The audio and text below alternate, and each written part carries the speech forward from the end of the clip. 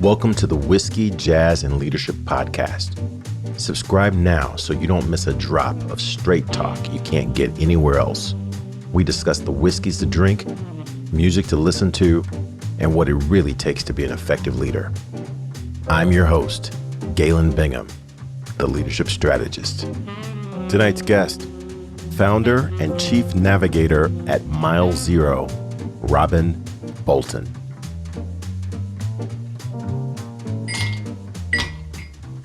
Hey, what you drinking? We're going to up the ante just a little bit. I know you're thinking, what are you talking about? I mean, all the conversations I've had so far have been such top shelf. Is it possible to get even better? I'm going to suggest that you hold on to that thought, because this guest that I'm bringing to you now is someone that I met at the recommendation of another guest. And that guest is someone that I seem to quote every episode. Every episode I seem to talk about. Well, that reminds me of something that I discussed with my guest, Jared Simmons. And Jared Simmons and I talked about this, and we talked about that, and Jared Simmons and Jared Simmons. Well, when I met with Jared Simmons most recently, he said, Galen, you need to talk to Miss Robyn Bolton. She would be the perfect guest for your podcast. And I sat in a couple of meetings with Robyn, and I was like, oh my God, Robyn, I got to get you on this show. And so with that, no more prelude. Ladies and gentlemen, Miss Robyn Bolton, how are you doing, Robyn? Well, I was good. Now I'm nervous. I don't know if I can live up to the hype. I will do my best. I will do my best for you, Galen, but I'm good. Well, I'll tell you, you came under incredibly high recommendation. And when I had an opportunity to just hang out with you tangentially, just for a little bit, I was like, oh my God, the hype is true. The hype is real. So I can't wait to get into this conversation. But everyone knows that all this prelude is really for naught until I ask this incredibly important question. What you drinking? I'm drinking Macallan 25 today. Wow. Oh my gosh. So, you're not playing around. Now, before you think I'm too fancy, it is my husband at his last job. Every time they closed a deal, his boss would give him a bottle of Macallan 25. So we have a bit of a collection, and that's why I can appear fancy. Okay. Well, had I known, I probably would have reached for something different. But I decided for this conversation, I was going to go with a workhorse that is kind of deceiving. If you're not familiar with what you're about to get into, and someone says, well, hey, I'm going to pour you some Four Roses, you might be thinking, oh, wow, that's nice. Thank you. Thank you so much. But Four Roses is like 104 proof. This is small batch select. So this is not your normal Four Roses. Usually if you see this in a bar somewhere, it's not, if it's not on the top shelf, it's near the top shelf. And usually only the folks who really know what this is about ask for Four Roses. And that kind of mirrors what I anticipate this conversation is going to be about. It could be deceiving, but there's going to be some gems thrown here. So if you just looked at the thumbnail picture and you said, oh, this is going to be a pleasant conversation, put a pin in that one too, and pull over, get some note paper, get some pen. As a matter of fact, you might want to get two pens because we're going to get into this. But let me go ahead and crack this open. Hold on one second. Pour me just a little bit of this. Well, I love the name and I love the story. Ooh, I love the label. It's not what I would, it's not a name I would initially associate with the whiskey. Mm-hmm. Exactly. It's kind of deceiving, isn't it? But this, I hesitate to call anything my everyday anymore. because my history and my track record has not been very good. I used to call Blanton's my everyday, and it went on lockdown allocation. I used to call E.H. Taylor my everyday, and now you can't find the bad boy anymore. So this is not, if you're listening, this is not my everyday. This is not my everyday. But while I jump into this Four Roses small batch select, share with everyone a little bit about your background and the kind of work that you do, and walk all the way up to the work that you're doing now, because that's where a lot, first of all, that's where you and I have connected, but that's where all of the history seems to come together for me as I think about your background. So if you could just kind of connect all that for our listeners, that would be awesome.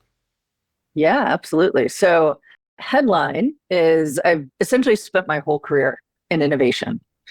What that means and looks like, I can tell and I will tell a very, logical, consistent, thoughtful story. I assure you it was anything but. It was a lot of process of elimination and like, I don't know, I guess I'll do this now. But started my career at P&G. Pure luck. It was at a time when P&G was investing in innovation. So this is before A.G. Lafley and all of that stuff. So this is before A.G. Lafley and all of that stuff. So early days of innovation at P&G, I was straight out of school and just randomly assigned to an innovation team.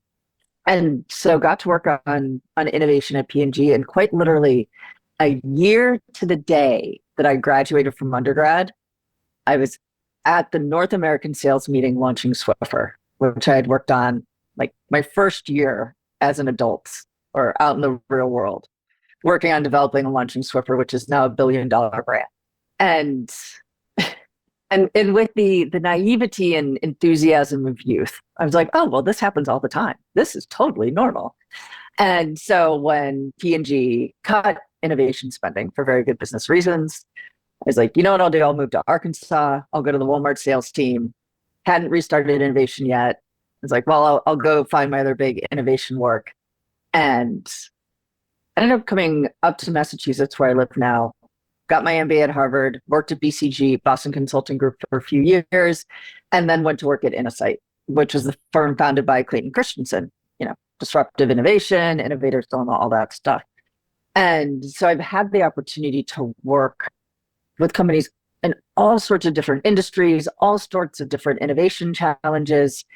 And one of the things that I realized, over years and years and years of doing this innovation work, is like nothing's changing. There's all these books now and articles and frameworks and way too many consultants, even though I'm still one of them. There's still way too many of us, but the results aren't changing. And why is that? Ultimately coming to the realization that innovation is not an idea problem, it's a leadership problem. So, left Innosight, took some time off, founded my own firm, Mile Zero. And so I work with leaders of, medium to large businesses to help them use innovation to grow their business. And yes, it's still a mix of, all those frameworks and structures and processes that you need in business, that you need to manage, an ongoing initiative or project or enterprise. But those things are necessary, but they're not sufficient for change. For change, you need a leader. And the really hard thing about leading innovation is you have to do the opposite of everything that has gotten you into a leadership role.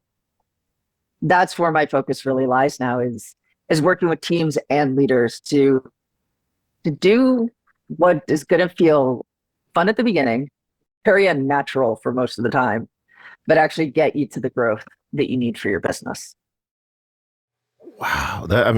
I got to go back to something you said, because it hit me so hard. I don't even know what you talked about after that. And that was, innovation is not an idea problem, it's a leadership problem. Talk more about that. Yeah, no, so often companies are like, oh, we need better ideas. We need bigger ideas. We need newer ideas. Your company is filled with people, and people are filled with ideas. Like, there's not a lack of ideas in any organization. people just aren't sharing their ideas. And they're not sharing their ideas because they're getting messages, often implicitly, that the ideas aren't welcome. Just kind of keep focusing on what you're doing. When you look at that, you're like, okay, those messages are getting sent by the leaders, the executives in the organization. But you look at, and so it's like, it's very easy to point the finger and be like, bad leader. But like, hold on, let's think about this for a minute. The executives are doing exactly what they're incentivized to do. Especially in public companies, even in private ones, like you have to deliver the year, like you have to deliver profit, you have to deliver revenue, and you have scarce resources. And so as a leader, you're constantly faced with decisions. And, if you need to allocate money or people to something, what are you going to do? Allocate it, to your current business where, hey, if I put $1 in, I'm going to get $2 out in 3 months. Or are you going to allocate it to innovation where you're like, I don't know. I may get nothing. I don't know if I do get something. I don't know when I'll get it. And so, you look at those two choices, those two options as a leader, and then you put yourself in their shoes and be like, hey, my bonus is based on delivering my numbers, which are short term. My paycheck is based on doing my job. If I want to keep those two things coming in, I need to invest in today's business. And so you have leaders doing extraordinarily logical, reasonable, rational things. And like, I honestly can't say that I would do something different in their shoes. But the effect of that is essentially killing innovation. I love that. It really harkens me back to, this phrase that we use in coaching a lot, which is intent versus impact. Because I would suspect that most of those leaders, if not all of those leaders who you're talking about, none of them are intending to stall innovation. None of them are intending to quench ideas, but that's the impact of these systems that have been put in place. And it's really silly if you think about it, because anything that they are going to lean their future profits on has to do with something that probably doesn't exist today. So innovation is necessary, but they are unintentionally sending these messages that what's most important is that you keep the cookies shaped this way. Yep. Yeah, exactly. I mean, it's just any leader you talk to will say innovation is important, growth is important. What got us here won't get us there. We need to be future-proofing the business. So they know all the importance of all of this. And when times are good, they invest in it. They set up the innovation teams. They do all the things, but then you hit a point where, internally resources get constrained, or externally something happens. And, there's a market downturn or something like that. And so resources get constrained. And the first thing they cut is innovation. And so you're right, like, and I can see it in their eyes when I work with them, like it kills them. Like it makes them so incredibly sad. And they are so aware that they're shortchanging the future, but faced with the choices they have, it's the logical choice. Yeah. Yeah. And like you said earlier, I mean, I like watching television shows and movies where the answer is in someone thinking differently, right? I love watching shows where it's the president or the West Wing, or how would I solve this problem if it were me? And back to something you said earlier, I don't know that I would make necessarily any different decisions. How do you advise leaders to put aside everything that their education has told them about delivering the short term? Even my business school professors would say, Galen, if you don't take care of the short term, there's no long term to worry about.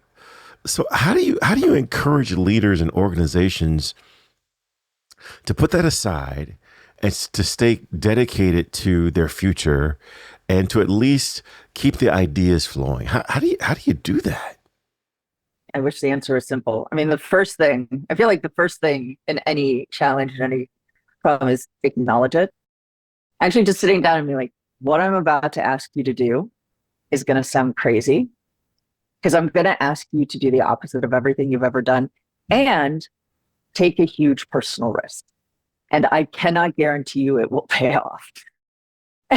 And if they're still sitting there by the end of that sentence, then I'm like, okay, we have a chance. So it's acknowledging like what they're being asked to do and then speaking to the legacy they're creating and leaving.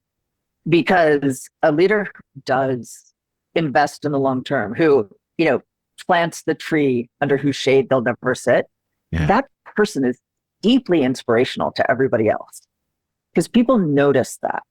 And so it's talking to them about here's the legacy you're creating and leaving and what you're going to inspire. And so there is this huge personal and professional and business benefit to you. And here are things we can do along the way to try to lessen or mitigate the risks that you're taking. When somebody comes with you with an idea, don't be like, that's a great idea. And then spend $100 million implementing it nationally. Like, don't do that. Step by step, baby steps. And that helps kind of reduce the risk that you're taking on, which makes doing the opposite a little less scary. Wow. I'm sure you've had more than a few clients who have heard that story, heard your spiel, and right after you finished, they politely showed you to the door and said, I'm sorry, I can't. There's just way too much unknown in this conversation.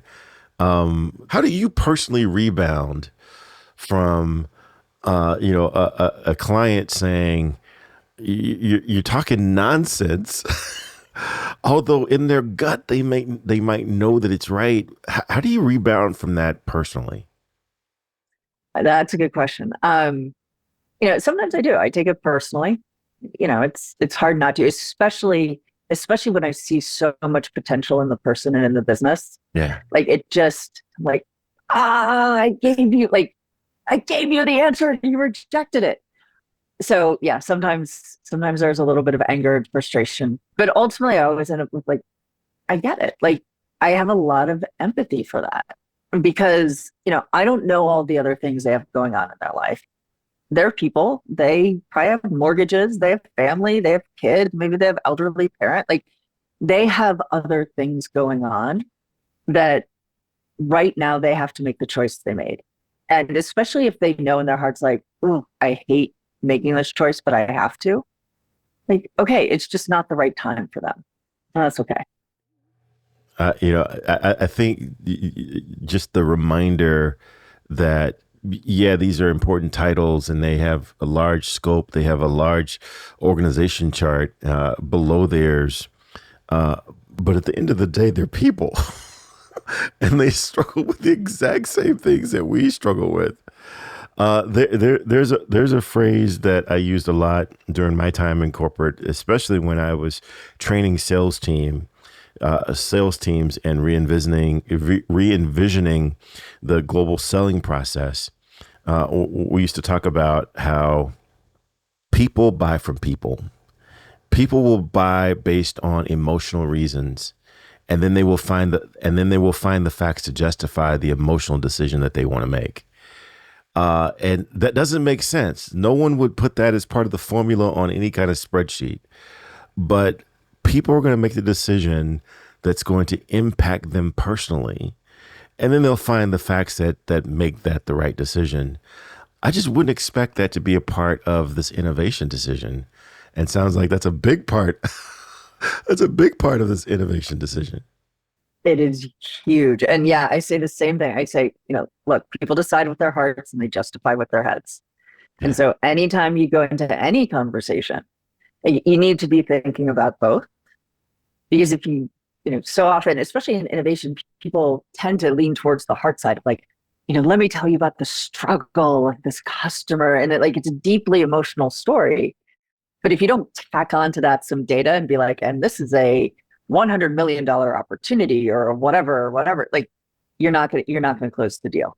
And, innovation, it's about selling ideas and selling potential and opportunities and visions. And it's about selling things that aren't tangible yet. And that's hard. That's hard, especially in business where we've all at least been trained to come in and we are perfectly logical beings. We always make perfectly logical decisions. It's like, now we're humans, but okay, let's pretend to be robots.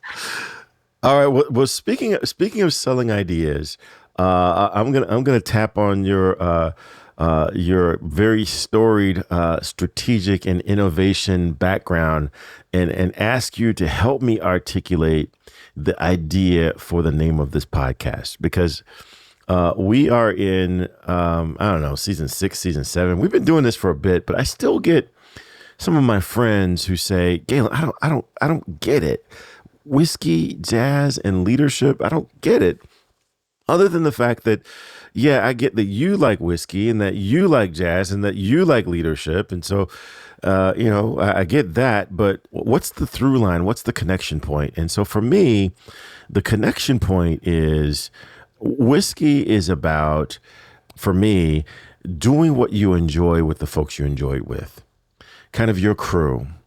Who subscribe to the same passions that you have. And it doesn't matter what other folks might say about it, because they're not part of your crew and they don't get your passion. So thank you for playing, but you can go sit over there. The metaphor for jazz, in my opinion, is sheet music is absolutely important. There are some building blocks to playing music that you absolutely need to learn, but there's going to come a point in time where there's no sheet music, or the sheet music just doesn't work. It's just, we can see where this is going. This is not going to get us to where we need to be. And you're going to need to innovate. You're going to need to improvise. You're going to need to adapt, and you're going to have to figure out a way to get from where you are to where you need to be. Do it with style, do it with class, do it with grace. But for me, that's the metaphor of jazz. And for me, the metaphor for leadership is marketing is important. It's a lot of fun. Social media is really, really fun. And strategy is important. It really is. 3-year, 5-year, 10-year plans, really, really important. But at the end of the day, until someone makes a decision that something is going to change today, then we're just having a conversation, because nothing's ever going to happen until someone makes the decision that it's going to happen starting today. I like to say that nobody eats unless somebody kills something, right? There has to be, you have to kill a plant, you got to kill something, or else we're going to starve to death. So for me, that's the through line. Come on, BCG, Harvard, help me. Does that hold water? Yeah. Yeah. No, when I hearing you talk about it, I just kept coming back to like, oh, it's the recipe for a good life.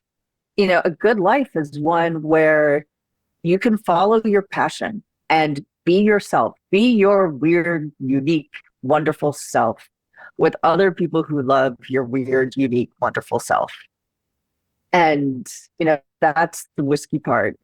The jazz part is about being creative and exploring and being brave, and not doing stupid things, taking stupid risks. Like you said, there's building blocks of music, but it's the courage and the creativity to go beyond it. And I think that's what makes life interesting and fun. And then the leadership, yeah, like nothing happens without leadership. It's a great conversation. It's a lot of cool, fun things, but you got to move forward. And without a leader, change doesn't happen. Without a leader, we don't make progress. And so it is kind of like, in a lot of ways, the catalyst that makes something of the first two parts. So yeah, I think it's a recipe for a great life. Hey, it's not too late. Hit that subscribe button so you're sure to catch the next episode. If you're really enjoying the vibe, leave us a review or become a VIP for guest and show exclusives. Cheers.